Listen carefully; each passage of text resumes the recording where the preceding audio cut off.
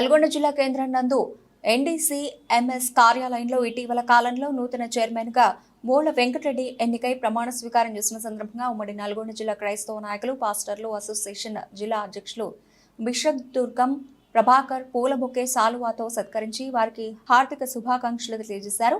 అనంతరం దుర్గం ప్రభాకర్ మాట్లాడుతూ Congress party senior నాయకులు స్నేహశీలి మృదు స్వభావి రైతు బిడ్డ యువ నాయకులు దళిత బడుగు బలహీన వర్గాల ఆశా కిరణం కొప్పోలు గ్రామ పులిబిడ్డకు ఇంత గొప్ప అవకాశం వచ్చినందుకు ఆనందంగా ఉందని అన్నారు. ఇలాంటి పదవులు ఇంకా ఎన్నో అందుకోవాలని ప్రజాసేవలో ముందుకెళ్లాలని అన్నారు.